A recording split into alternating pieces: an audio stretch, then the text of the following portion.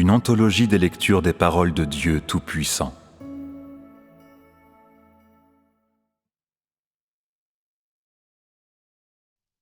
Les déclarations de Dieu à l'univers entier. La 8e déclaration. Lorsque mes révélations atteindront leur apogée et que mon jugement tirera à sa fin, ce sera le moment où tout mon peuple sera révélé et rendu complet. Mes traces traversent tous les coins de l'univers monde en perpétuelle recherche de ceux qui sont, selon mon propre cœur, et qui me sont utiles. Qui peut se lever et coopérer avec moi? L'amour de l'homme pour moi est trop faible, et sa foi en moi est pitoyablement petite. Si l'essentiel de mes paroles ne visait pas les faiblesses de l'homme, il se vanterait et exagérerait, et pontifierait et concocterait des théories ronflantes, comme s'il était omniscient et connaissait tout sur la terre. Qui ose encore se vanter parmi ceux qui m'étaient fidèles dans le passé et qui aujourd'hui tiennent bon devant moi? Qui n'est pas secrètement enchanté de ses propres perspectives? Quand je ne l'ai pas exposé directement, l'homme n'avait nulle part où se cacher et était tourmenté par la honte. Combien pire serait-ce quand je parle par d'autres moyens? Les gens auraient un sentiment d'endettement encore plus grand. Ils croiraient que rien ne peut les guérir et seraient tous étroitement liés par leur passivité. Quand l'homme perd l'espoir, la cloche d'ouverture du règne sonne officiellement, c'est-à-dire que c'est le temps où l'esprit, cette fois intensifié, commence à fonctionner. Comme l'a dit l'homme, quand, en d'autres termes, la vie du règne commence officiellement sur terre. C'est-à-dire quand ma divinité se manifeste pour agir directement, sans être traité par le cerveau. Tous les hommes deviennent aussi occupés que des abeilles. Il semble qu'ils soient ravivés, comme s'ils se réveillaient d'un rêve. Et dès qu'ils se réveillent, ils s'étonnent de se trouver dans de telles circonstances. Dans le passé, j'ai beaucoup parlé de la construction de l'Église. J'ai révélé de nombreux mystères, et quand la construction de l'Église a atteint son sommet, mon discours est arrivé à une fin abrupte. La construction du règne, cependant, est différente. Ce n'est que lorsque la bataille dans le domaine spirituel atteint son stade final que je recommence sur la terre. C'est-à-dire, c'est seulement quand l'homme est sur le point de se retirer que je commence formellement et que j'érige ma nouvelle œuvre. La différence entre la construction du règne et la construction de l'Église est que, dans la construction de l'Église, j'ai travaillé dans l'humanité qui était gouvernée par la divinité.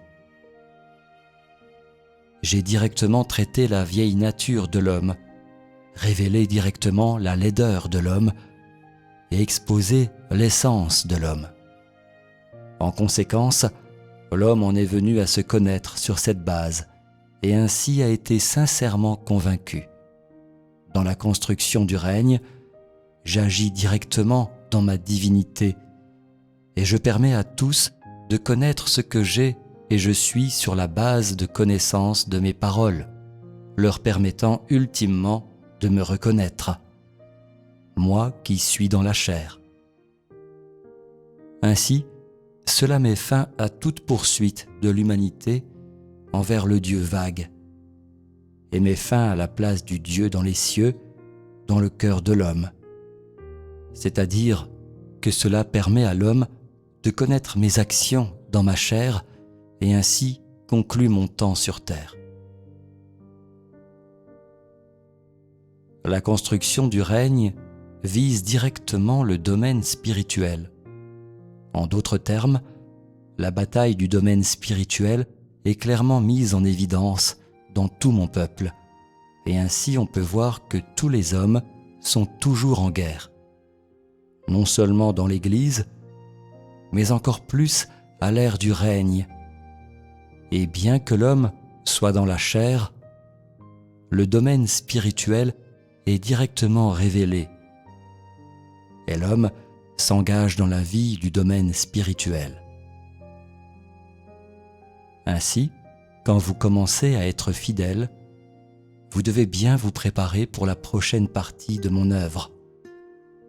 Vous devez donner l'intégralité de votre cœur, et seulement alors, vous pouvez satisfaire mon cœur. Je ne me soucie pas de ce que l'homme a fait auparavant dans l'Église.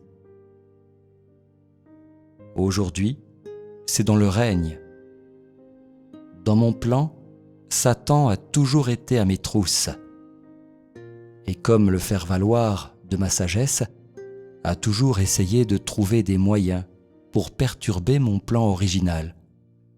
Mais pourrais-je succomber à ces complots trompeurs ? Tous, dans le ciel et sur la terre, me servent. Les complots trompeurs de Satan pourraient-ils être différents ? C'est précisément l'intersection de ma sagesse.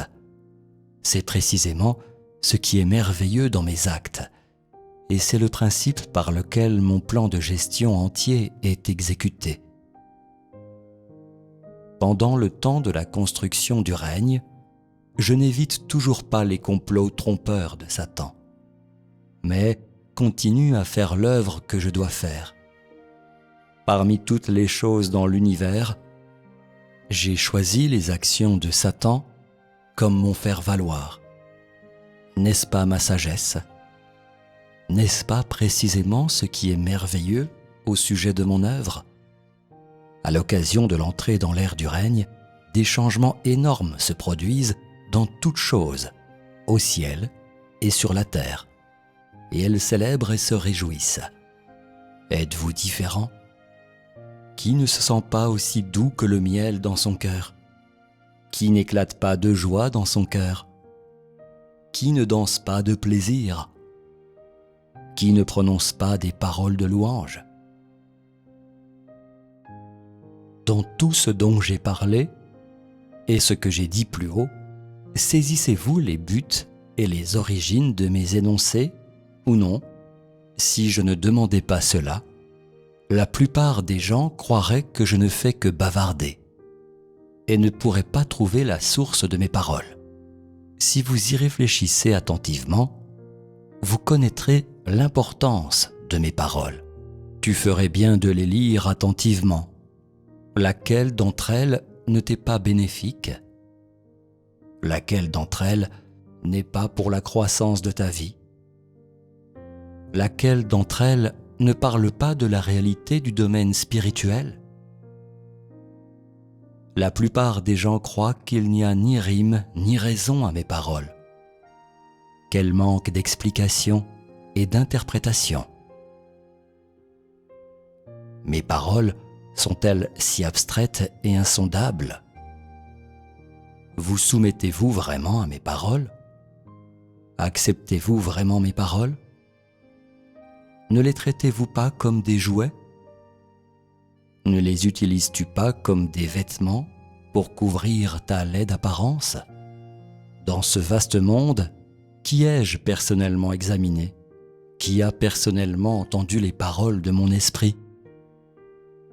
Tant de gens tâtonnent dans les ténèbres, tant de gens prient au milieu de l'adversité, tant de gens surveillent dans l'espérance alors qu'ils ont faim et froid, tant de gens sont liés par Satan.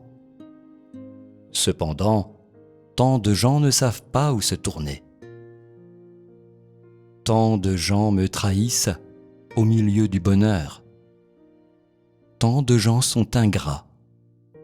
Et tant de gens sont fidèles au complot trompeur de Satan.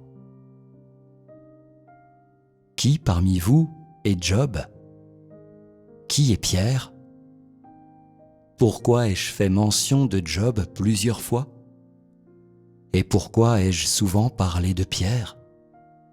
Avez-vous déjà perçu mes espérances pour vous ? vous devriez passer plus de temps à méditer de telles choses. Pierre m'a été fidèle pendant de nombreuses années, mais il n'a jamais grogné ou n'a eu un cœur plaintif. Et même Job n'était pas son égal. Tout au long des siècles, les saints aussi n'ont pas été du tout à sa hauteur. Il a non seulement cherché à me connaître, mais il en est venu aussi à me connaître pendant que Satan réalisait ses complots trompeurs. Cela a conduit à de nombreuses années de service accomplis selon mon propre cœur. Et, en conséquence, il n'a jamais été exploité par Satan. Pierre s'est appuyé sur la foi de Job, mais il a aussi clairement perçu ses faiblesses. Bien que Job eût une grande foi, il manquait de connaissance des choses dans le domaine spirituel, et il disait donc beaucoup de paroles qui ne correspondaient pas à la réalité. Cela montre que ses connaissances étaient encore superficielles et incapables d'être parfaites. Et ainsi, Pierre a toujours cherché à acquérir un sens de l'esprit et s'est toujours axé sur l'observation de la dynamique du domaine spirituel. En conséquence, non seulement il pouvait déterminer quelque chose de mes souhaits, mais il comprenait aussi un peu les complots trompeurs de Satan. Et ainsi, sa connaissance était plus grande que tout autre à travers les âges. De l'expérience de Pierre, il n'est pas difficile de voir que si l'homme veut me connaître, il doit se concentrer sur la réflexion approfondie en esprit. Je ne demande pas que tu me consacres une grande quantité de l'extérieur, c'est une préoccupation secondaire. Si tu ne me connais pas, alors toute la foi, l'amour et la loyauté dont tu parles ne sont que des illusions. Ils sont des futilités, et il est certain que tu deviendras quelqu'un qui se vante beaucoup devant moi, mais qui ne se connaît pas. Et ainsi, tu seras une fois de plus pris au piège par Satan et incapable de te libérer. Tu deviendras le fils de la perdition et deviendras l'objet de la destruction. Mais si tu es froid et indifférent à mes paroles, alors tu t'opposes à moi sans aucun doute. C'est un fait. Et tu ferais bien de regarder par la porte du domaine spirituel les esprits nombreux et variés que j'ai châtiés. Lequel d'entre eux n'était pas passif et indifférent et n'acceptait pas mes paroles?